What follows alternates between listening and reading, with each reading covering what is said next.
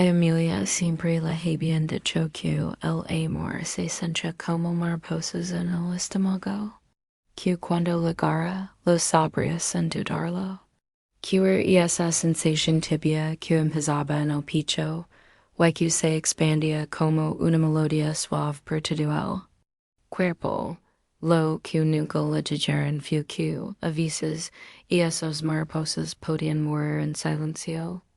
Y que cuando lo hacían, lo dejaban todo dentro de ti. Vacío. Vivía en una casa antigua, en un barrio donde el tiempo parecía no correr. Las paredes estaban llenas de fotos en blanco y negro, cuadros heredados y recuerdos que pesaban más. Que el aire. Su abuela Teresa solía decir que esa casa había visto más lágrimas que risas. Emilia no entendía del todo por qué, hasta que cumplió 17 años. Es fue el año en que su madre no volvió a casa no hubo despedida, no hubo carta. Solo una maleta faltante y una nota escrita a mano que decía, lo siento. No podía. Mas, Emilia la leyó 3 veces y esa mañana. Luego fue al babo, se lavó la cara, miró su reflejo y se dio cuenta de algo, ya no era una niña. No por haber madurado, sino porque le habían arrancado de golpe el único lazo que la mantenía aferrada a algo perdido al amor. Pasaron los días, luego las semanas, y después los meses, nadie habló del tema. Su padre Martin era un hombre de pocas palabras y muchos silencios. Pero los silencios, cuando se repiten demasiado, se convierten en gritos internos. Y Martin gritaba, cada día. Gritaba cuando servía la cena en completo silencio. Gritaba cuando se encerraba en el garage con botellas de cerveza. Gritaba cuando se sentaba frente a la televisión y no cambiaba de canal en horas. Emilia aprendió a interpretar ese idioma invisible, el del dolor no hablado. Fue entonces cuando comenzó a escribir cartas que nunca enviaba. Le escribía a su madre, contando cómo estaba el jardín, cómo las flores que tanto le gustaban habían muerto porque nadie las regaba, cómo su ropa seguía colgada en el armario, oliendo a un perfume que se desvanecía con cada día que pasaba. Le contaba cómo había sacado buenas notas, esperando que eso hiciera que volviera. Le escribía como quien lanza una botella al mar, sabiendo que nadie la recogiera, pero haciéndolo igual por si acaso. En el colegio, Emilia era la chica calada, la que siempre tenía los ojos rojos, pero decía que era por alergias. La que caminaba por los pasillos como si el mundo pasara demasiado, y lo pasaba. Porque además del abandono levaba el peso de sentirse culpable, de preguntar si fue su culpa, si hubo algo que hizo mal, si fue una palabra, una actitud, o simplemente su existencia, lo que imputó a su madre Eris. Nadie le explicó que a veces la gente no se veía por culpa de los demás, sino por vacíos que arrastran desde antes. De conocer que hay heridas tan profundas que ni el amor más puro puede curar, pero Emilia no sabía eso. Y el dolor, cuando no se comprende, se convierte en un monstruo que se alimenta de ti. Desde dentro, la primera vez que pensó en desaparecer tenía 18. Había tenido una discusión con su padre. Él había llegado borracho, como casi todas las noches, y le gritó que no hiciera tanto ruido al cerrar la puerta. Ella respondió, le dijo que estaba cansada, que lo odiaba, que desearía no vivir allí. Y Martin, con los ojos vidriosos la voz quebrada, le respondió, ¿y te crees que yo no? Y esa noche Emilia se encerró en su habitación y sacó una hoja en blanco. Comenzó a escribir una nota. No porque tuviera todo plenido, sino porque necesitaba sentir que tenía el control de algo, aunque fuera de su final, pero no lo terminó. Algo la detuvo, un ruido, un aleteo. Una mariposa se había colado por la ventana abierta y volaba torpemente por la habitación. Era pequeña, blanca, casi translúcida. Se posó sobre su escritorio, justo al lado de la hoja donde había comenzado a escribir su despedida. Y fue entonces cuando Emilia, por primera vez en mucho tiempo, lloró de verdad, lloró por ella, por su madre, por su padre, por las cosas que nunca dio, por las que sí dio, por las cartas que nadie leyó, por los abrazos que no recibió, por las noches en que se sintió invisible, por las veces que deseó no existir, lloró hasta que su cuerpo se quedó sin fuerzas y se durmió con la cabeza sobre la hoja en blanco, con la mariposa en agua, como un recordatorio silencioso de que algo dentro de ella quería quedarse. Y esa noche no se fue.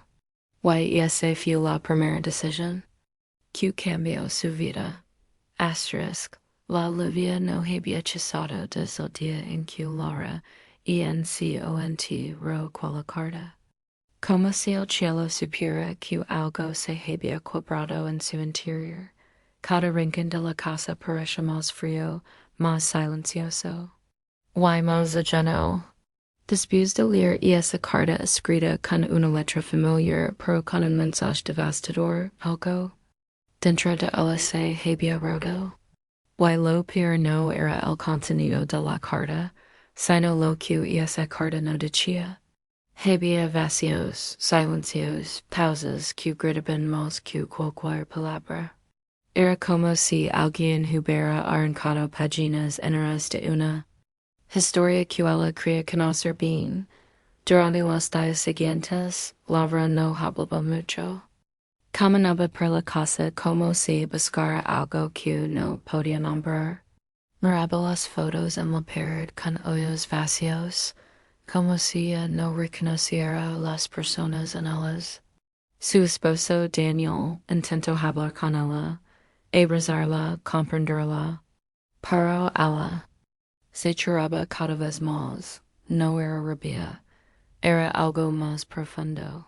Era como si estuviera de duelo por algo que ni ella misma entendía, hasta que una noche, sin previo aviso, Laura se levantó de la cama, tomó una linterna y bajó al sótano.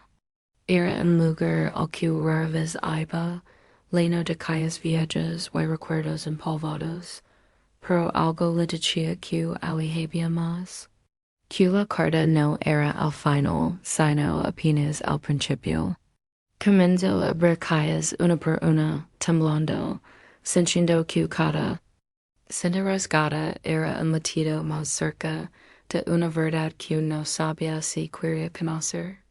Y entonces la encontró, una calle pequeña de madera con una cerradura oxidada. La misma calle que recordaba haber visto en manos de su madre ecos hechos no tenía leve, pero con una pinza logró forzarla. Dentro había más cartas, decenas, todas escritas por la misma persona que firmaba la primera carta. El mismo nombre que su madre había borrado siempre de cualquier conversación. Las manos de Laura temblaban mientras leía. Eran cartas dirigidas a su madre, cartas de amor, sí, pero también de dolor. Cartas que hablaban de decisiones tomadas por otras, de secretos guardados por ecos. Cartas que mencionaban un nombre, que Laura Jonas había escuchado. Julian. Cada carta era un ladrillo más en la reconstrucción de una historia que le habían ocultado. Y cuando más leía, más comprendía, Julian era su medio hermano. Un hijo que su madre tuvo cuando era muy joven, fruto de un amor prohibido. Un hijo que su familia obligó a dar en adopción. Un hijo que había buscado a su madre durante ecos enviando cartas, esperando las estaciones, escribiendo des distintos países. Pero ella nunca respondió, nunca se atrevió, por miedo, por vergüenza, por el que dirán, Laura se sintió vieja. Toda su vida creyó conocer a su madre. Creyó en sus consejos, en su fortaleza, en sus silencios. Pero ahora entendía que, detrás de cada silencio, había una herida. Que su madre no era una villana, ni una santa, era simplemente humana, como todos. Pero entonces apareció otra pregunta, ¿dónde estaba Julian ahora? ¿Vivía Anne? ¿Sabía de ella? Con cada carta, la culpa de su madre se hacía más evidente. En una de las últimas, escrita con una caligrafía temblorosa, su madre decía, si algún día Laura encuentra estas cartas, creo que sepa que todo lo hace para protegerla. Pero también que no hay nausea en la que no sueñe con el rostro. De Julian y mi pregunta si él me ha perdonado. Laura pasó el resto de la noche sentada en el piso del sótano, rodeada de papeles, fotos, documentos. Y lento, Laura por su madre, por Julian, por ella misma, por todos los ecos de amor que no se dirán, por las palabras no dichas, por los abrazos que nunca existieron. Y cuando amaneció, supo que no podía quedarse en el sótano, que tenía que hacer algo, encontrar a Julian, mirarlo a los ojos, saber si también él cargaba con el silencio. Comenzó una búsqueda frenética, red social, registros de adopción, foros. Contrató incluso a un investigador privado. Su esposo intentó disuadirla al principio, temiendo que encontrara solo causara más dolor. Pero Laura no podía detenerse. Era como si toda su vida dependiera de encontrar el rostro que jamás había visto, pero que de algún modo sentía tan cercano. Y entonces un correo llegó con una foto. Un hombre de unos fortiecos, ojos oscuros, mirada profunda. El perchido era innegable. Era como mirarse a sí misma en versión masculina. El investigador confirmaba que su nombre era Julian Ortega, que vivía en Barcelona y que trabajaba como profesor de literatura, casado, sin hijos. Había dejado de buscar a su madre hace más de una década. Laura sintió un nudo en la garganta. ¿Cómo se acercaba a no alguien a quien jamás ha visto, pero que leva de sangre? ¿Cómo se pide perdón por algo que uno no hizo, pero que se hereda? Decidió escribir una carta, no una larga. Una simple, una que comenzaba con estas palabras. Mi nombre es Laura. Creo que somos hermanos. Y quiero conocer si tú también lo deseas. Pasaron semanas sin respuesta. Días en los que Laura volvía a leer todas las cartas de su madre, como si eso la ayudara a estar más cerca de él. Hasta que un día llegó el mensaje. Un correo corto, escrito con cuidado. Hilarado durante una hora después de leer la carta. No sé qué decir, solo que sí quiero conocer.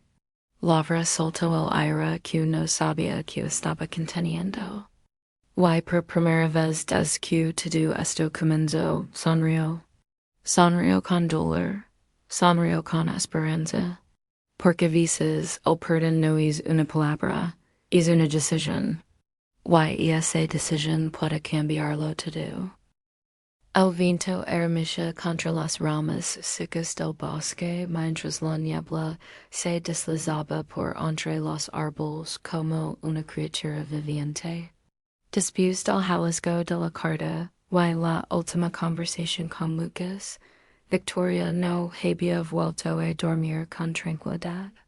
Los sueños eran un desfile de sombras, gritos apagados y una constante sensación de que algo o alguien la observaba. Regresó al pueblo con la carta entre las manos, como si fuera una prueba sagrada. Fui directo al despacho de la señora Emilia, la bibliotecaria, que había vivido allí desde que la guerra terminó. Si alguien podía ayudarla a descifrar aquel manuscrito antiguo y las pistas escondidas en él, era ella. Emilia la recibió con los ojos entrecerrados, observando la carta con una mezcla de curiosidad y desconfianza. Esto no es solo un mensaje, murmuró Emilia tras leerlo varias veces. Es una advertencia, pero también una clave, Victoria. Trago saliva, sentía como la tensión le encogía el estómago, una clave por aquí. Emilia levantó la vista, sus ojos temblaban como los de quien recuerda algo que ha corrido olvidar, para lo que pasó en la casona azul aquella noche. La noche en que desaparecieron los 5 niños, el corazón de Victoria se paralizó un instante. Aquella historia era un rumor oscuro que todos conocían en el pueblo, pero nadie se atrevía a investigar. Decían que las niñas fueron llevados por el bosque, que los árboles mismos se cerraron sobre ellos y los engularon. Pero Emilia sabía más, mucho más. Emilia llevó a Victoria a la parte trasera de la biblioteca, donde escondía un archivo antiguo lleno de recortes, diarios personales y registros olvidados. Allí, entre polvo y telarañas, encontró una conexión, el nombre de su madre. Aparecía en el registro fechado justo una semana antes de que los niños desaparecieran.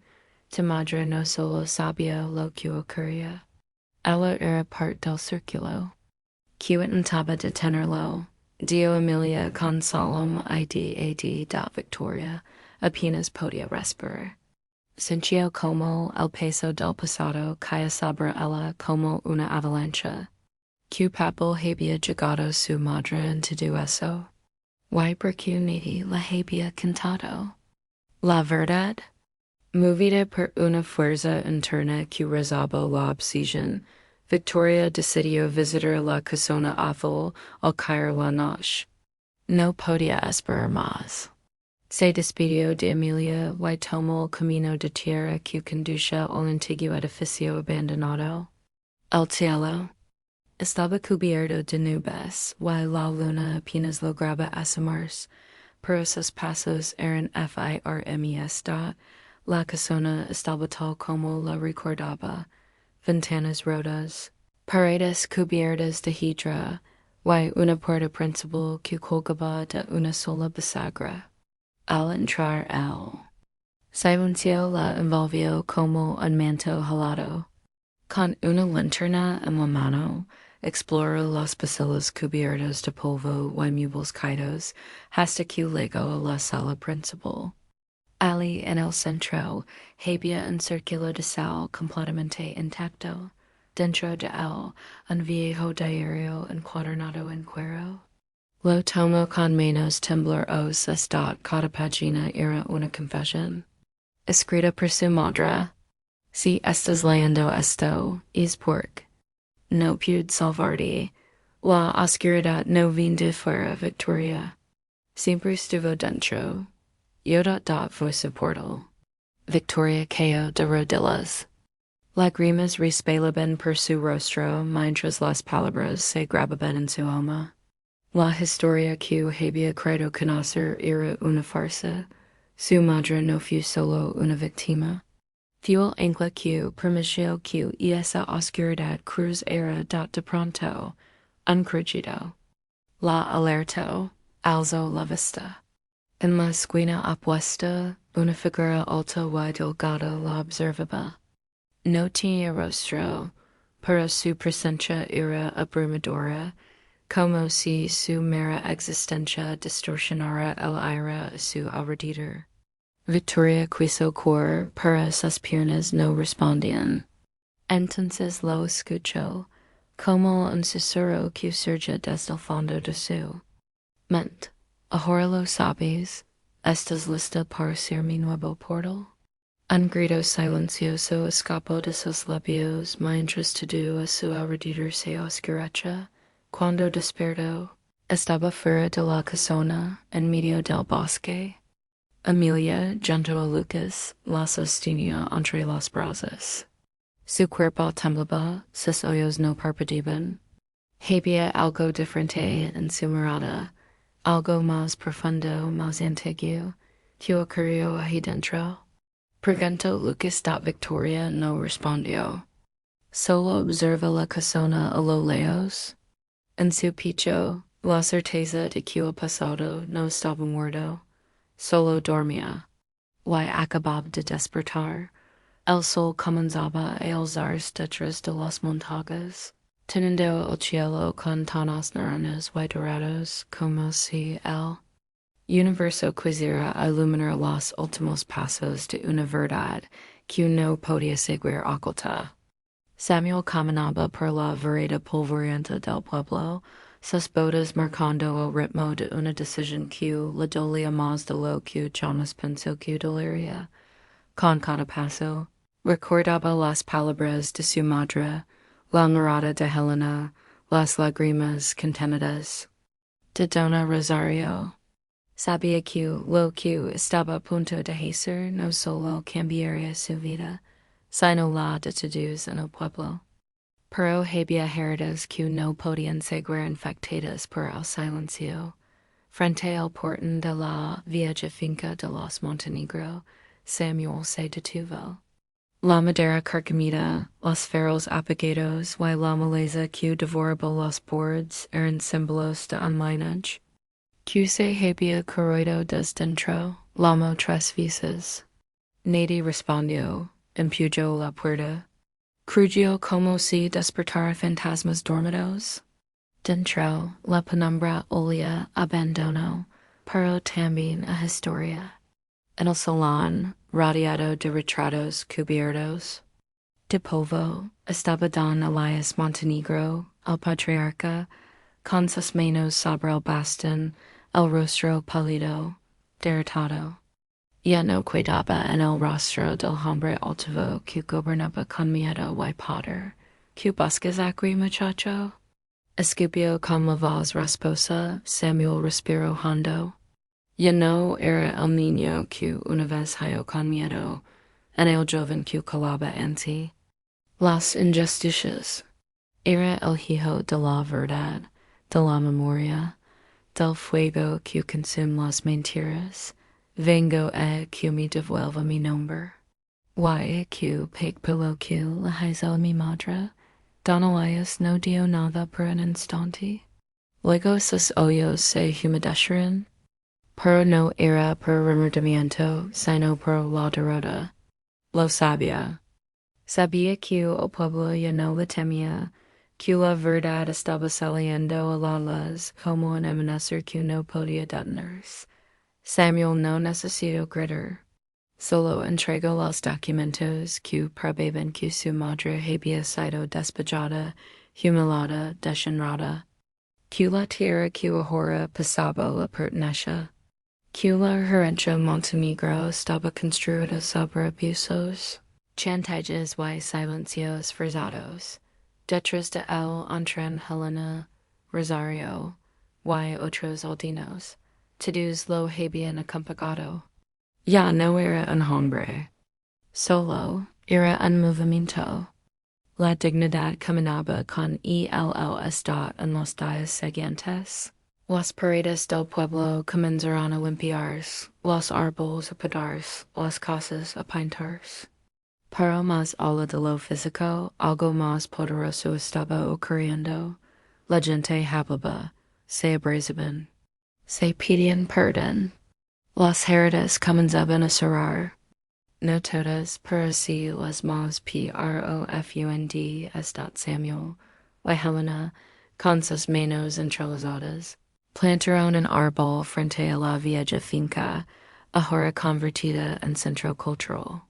Un árbol de jacaranda con flores lila que al viento parecen murmur, la memoria flores cuando la verdad se siembra. La historia no acabó con un final feliz de cuento, sino con algo más poderoso, con justicia y con esperanza, asterisk.